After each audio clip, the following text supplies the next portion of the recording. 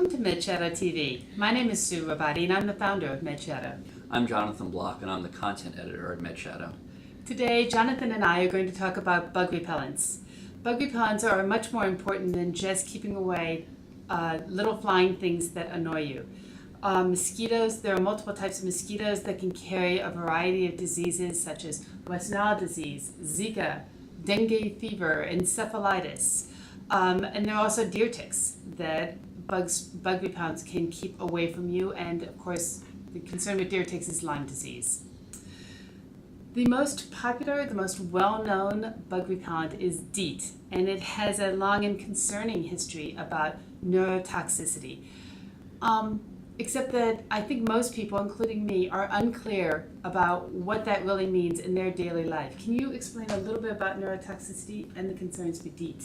Sure. Neurotoxicity simply means that there is a part of DEET that is somewhat toxic and can impact the nervous system of the body. In fact, there has been some evidence that DEET can contribute to nervous system damage and seizures.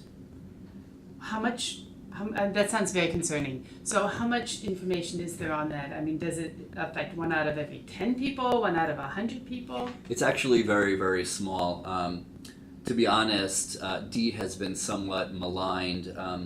The chemical is actually very, very effective in repelling, as you mentioned, many different types of insects. And as far as the neurotoxicity you were talking about, that is really rarely seen, and when it has been seen, it's been seen in people that have used it for a very long period of time in very large doses and use it frequently. So the takeaway is be careful, use DEET sparingly when you do need it, but it's a very broad spectrum bug repellent. It will repel ticks and most all mosquitoes. And I believe I've heard that that neurotoxicity has been seen in about 1 in 100 million users. So it's really a very small concern. Just treat it with respect. It is very irritating to your eyes. So wash your hands immediately after using it. And it can dissolve plastic. It is not a mild chemical. So don't let it come in contact with a backpack that has plastic or anything that has plastic. It could damage it. The next ingredient that you'll see very commonly is picaridin. Did I say that right? Yes, you did. Picaridin has only been approved since 2005, so it does not have as long a body of research with it, yet it seems to be pretty effective. They say the research shows that it lasts longer than DEET. A 10% concentration can last from between 3.5 to 8 hours. It's a nice low concentration and a nice long time. It does not have a bad smell, but does it have neurotoxicity issues too? No, even though, as you mentioned, it's only been on the market since 2005, the available research indicates that there aren't any neurotoxicity issues. So if that is a concern of yours because of what we mentioned about DEET, even though we mentioned that the neurotoxicity concern with DEET is very minimal, you don't really have anything to worry about in that concern with picaridin. Yes, picaridin is very effective against ticks and most mosquitoes, but generally not against the mosquitoes that carry West Nile disease. So if West Nile is an issue in your part of the country, you may want to try a different bug repellent. Next up, IR3535.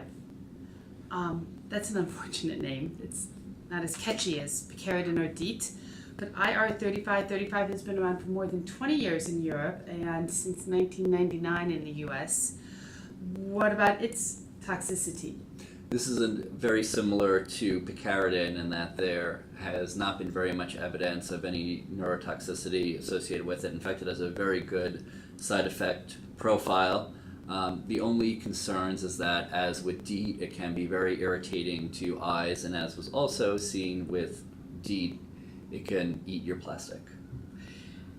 It is very good on deer ticks and many mosquitoes, but not great on the mosquitoes that carry Zika or yellow fever, dengue, and encephalitis. Usually not big issues in the US, but Be aware of that. So particularly if there's a Zika concern or if you're a pregnant woman, you may want to find a different bug repellent.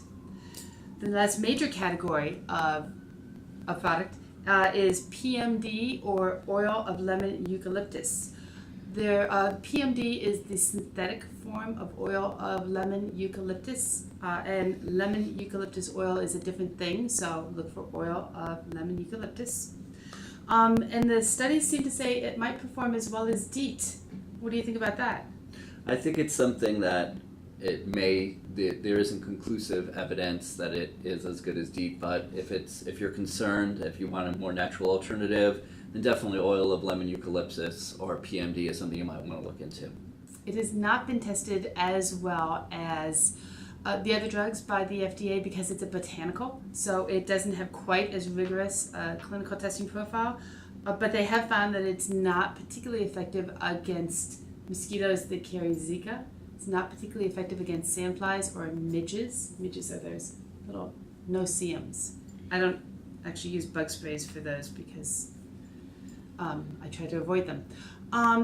There's one last thing to talk to you about, the combination of sunscreens and bug repellent. That seems like a great idea. In theory it does, but there's only one problem with that. With sunscreens, anything that contains a sunscreen, you have to reapply that every 2 hours in order for it to remain effective.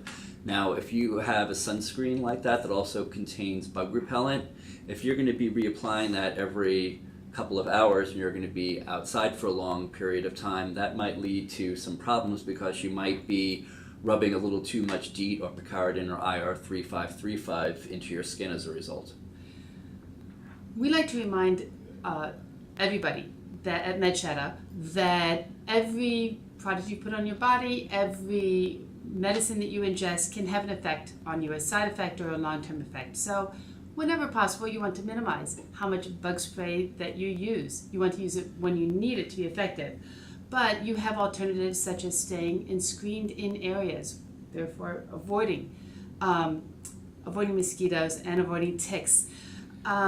Also, what I like to use is an outdoor fan when I'm sitting outdoors because mosquitoes tend to not land on you when there's a breeze going on. My family, for some reason, strongly believes in the power of citronella candles. There is no proof that they work, that they keep bugs away, but they might. Who knows? It could work. I saw recently an article that I thought was a great idea. This summer, I'm making my own citronella type candles for outdoors. This is obviously a simple vase where I put in lemon and rosemary to smell good. I added oil of lemon eucalyptus, about 5 drops into the water, and oil of citronella directly into the water. By lighting the candle, it will release the oils and might keep bugs away, but will also look amazing on your summer table. So, thank you for watching MedShadow TV, and go to medshadow.org to find several articles that are in more depth on this particular topic. Anything else? Nope, that's it. Thank you for joining us. Bye.